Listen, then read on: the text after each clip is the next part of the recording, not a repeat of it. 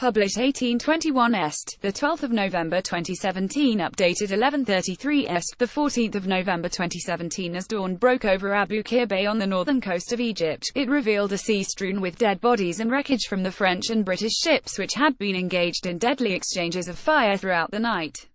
On HMS Vanguard, Admiral Horatio Nelson, 39, had himself been injured, struck on the head by a piece of glowing metal which slashed through his hat and scalp. He had feared he might die, but victory was his on that August morning in 1798. Only 4 of the enemy's 17 vessels had escaped capture or destruction, and he would soon be rewarded in spectacular fashion. In routing the French fleet during the Battle of the Nile, as it became known, he was protecting British interests, threatened by Napoleon Bonaparte's invasion of Egypt, which lay on the trade routes to India. Having earned the gratitude of the Sultan of the Ottoman Empire, Horatio Nelson was given the Ottoman Empire's highest military decoration, but he had also earned the gratitude of the Sultan of the Ottoman Empire, which had spread from modern-day Turkey into much of Europe, the Middle East and Africa, including Egypt. He bestowed on Nelson the Çelenk, the Ottoman Empire's highest military decoration. Traditionally pinned to a turban, but attached by Nelson to the cockade of his hat, it would become one of the most famous, and yet ill-fated, jewels in British history. Usually a Çelenk was unadorned by gemstones, but, it was whispered in diplomatic circles, this particular badge of honor had been personally plucked by the Sultan from one of his own turbans and modified in recognition of Nelson's achievement.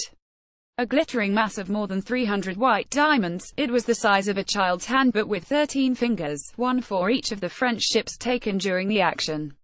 And its centerpiece was a rotating clockwork star which threw candlelight around a room. For years we have only been able to imagine what this treasure looks like, because shortly after World War II it was stolen from the National Maritime Museum in Greenwich by a cat burglar. Since then it has been presumed lost forever, its glory visible only in portraits of Nelson and on his statue in Trafalgar Square. But fortunately the jewel formed part of the heraldic crest adopted by Nelson when he was appointed to the peerage, and a long-lost drawing of the original was recently found at the College of Arms, the national authority on such matters. Made with real diamonds, and its own clockwork mechanism, it's a faithful reproduction of an object which seems to have brought ill fortune to just about everybody who came into possession of it following this discovery. London jewellers Symbolic Chase financed a replica which has just gone on show at the Portsmouth Historic Dockyard, and will be exhibited in London this week. Made with real diamonds, and its own clockwork mechanism, it's a faithful reproduction of an object which seems to have brought ill fortune to just about everybody who came into possession of it. As I explain in my new book about the Çelenk's extraordinary story, it has even been blamed for Nelson's untimely death, and he would perhaps have thought twice about accepting it had he been able to foresee the grisly end of the man who awarded it to him.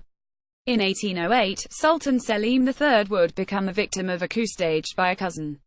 This usurper sent 2 black eunuchs and 8 trusty Moors armed with daggers and garroting wire into the harem at the royal palace in Constantinople, now Istanbul. He had feared he might die, but victory was his on that August morning in 1798. Only 4 of the enemy's 17 vessels had escaped capture or destruction, and he would soon be rewarded in spectacular fashion. Selim's screaming concubines threw themselves between him and his assassins, but were dragged off, and he was quickly cut down before his body was dragged outside and displayed as a warning to anyone who dared challenge the new sultan. But all that was far in the future when, in December 1798, 4 months after his victory at Abu Qir, Nelson was presented with his precious gift. He was in Italy, helping protect Naples from attack by French forces while conducting an affair with the wife of Sir William Hamilton, the British envoy there. Since then it has been presumed lost forever, its glory visible only in portraits of Nelson and on his statue in Trafalgar Square. A blacksmith's daughter from Cheshire, former artist's model and exotic dancer Emma Hamilton was a famous beauty whose appeal remained undimmed, even though she was then 33 and growing plump on wine. 7 years Nelson's junior, she did things in bed which, he exclaimed in a love letter, no woman but yourself ever did, and Fanny, his wife of 10 years, stood little chance of winning him back. It was Emma who had first heard rumors of the Sultan's lavish award for Nelson. He was then in Malta, fighting another campaign against the French, and she wrote to him that he was to receive a feather for your hat of diamonds large and most magnificent. There was also talk of a pelisse, a scarlet robe of honor made of the softest sable fur, and Emma burst with sensual anticipation at the thought of it on her naked skin. How I shall look at it, smell it, taste it and touch it, put the pelisse over my own shoulders, look in the glass and say, God bless the old Turk. The Sultan's gifts were everything Emma hoped they would be, and she took to wearing Nelson's hat with its chelenk in public, in bold defiance of propriety and naval etiquette. Nelson was no less enamored of his honors, missing no opportunity to show off the chelenk and other medals awarded for his success at Abukir and elsewhere.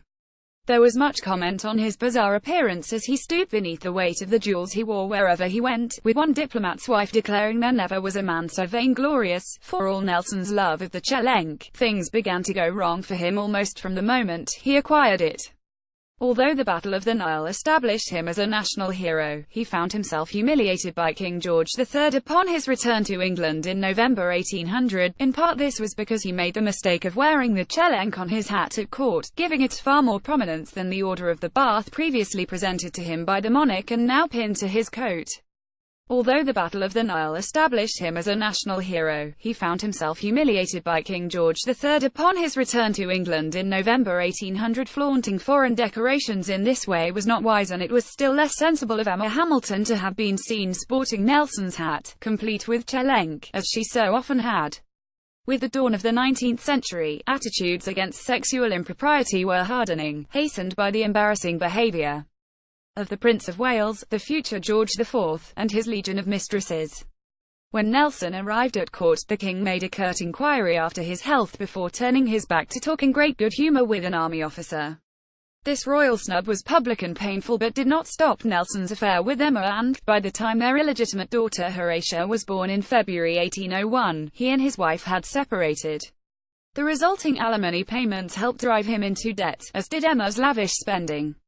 When he asked her to find them a house near London for around £3,000, £500,000 today, she came up with Merton Place, a mansion in 50 acres of Surrey countryside and costing 3 times as much. Drawing on loans from friends and taking a mortgage, Nelson considered selling the chelenk to cover the rest of the cost. Jewels give not money a drink, he once said, but sentiment prevailed and the chelenk remained in safekeeping at a jeweller's near Covent Garden. In September 1805 he visited the shop with John Lee, a former midshipman aboard HMS Swiftsure during the Battle of the Nile. Lee later described how they had to fight their way through the crowds which gathered wherever Nelson went and pressed their faces against the shop window as he handled the chelenk for what was probably the last time. Less than a month later he met his death at the Battle of Trafalgar, wearing his undress uniform with embroidered copies of his medals on his coat and a silver wire replica of the chelenk on his hat. It was commonly believed, even by his own family, that the sharpshooter who killed him had been attracted by this brilliancy of his dress. Whether or not vanity contributed to the great Sea Lord's death, there is no question that those who inherited the chelenk could hardly consider it lucky. Its next owner was Nelson's brother William, a clergyman who had 2 children, Horace and Charlotte, with his wife Sarah. In 1808, just 2 years after the chelenk came into his possession, they lost their son Horace, 19, to typhus. Less than a month later he met his death at the Battle of Trafalgar, wearing his undress uniform with embroidered copies of his medals on his coat and a silver wire replica of the chelenk on his hat. William longed for another son and heir, but although he remarried following Sarah's death in 1828, he had no children by the time he died 6 years later after being knocked down by a carriage in Salisbury. A quirk in inheritance law meant the chelenk went to his daughter Charlotte, 47, embroiling her in many years of unhappy legal dispute with the family of Nelson's sister Susanna, that was resolved in Charlotte's favour. But in the years after her death in 1873, her son General Alexander Hood, Viscount Bridport, faced financial ruin after entrusting money to a fraudulent investment scheme. In 1895 he was forced to sell the chelenk in an auction described by son Alec as the great grief of my father's life. It was bought by Constance Eyre Matcham, the wife of Nelson's great-great-nephew George Eyre Matcham, a banker. But the financial depression of the 20s hit the Eyre Matchams, and in 1929 the chelenk was again for sale. Heiress Lady Sarita Barclay, widow of African explorer Herbert Ward, bought it and presented it to the nation in memory of her husband. 7 years later it became a star exhibit at the new National Maritime Museum and might have found its final resting place, but Career criminal George Chatham broke into the museum in the summer of 1951 and stole it. Museum trustee the Duke of Edinburgh told me that, even 65 years later, he can still vividly remember the shock of its loss, one of the last people alive to be able to recall its disappearance.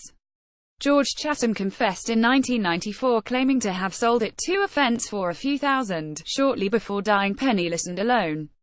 Nobody knows where it is now, but that needn't be the end of its story. Valued at £250,000, the replica will be auctioned in London next year, with some proceeds going to fund the conservation of HMS Victory. I would urge you to go and marvel at Nelson's Lost Jewel. Nelson's Lost Jewel by Martin Downer is published by the History Press, price £20, copyright Martin Downer 2017. To order a copy for £16, visit www.mailshop.co.uk. Books a call 844-571-0640. PP is free on orders over £15.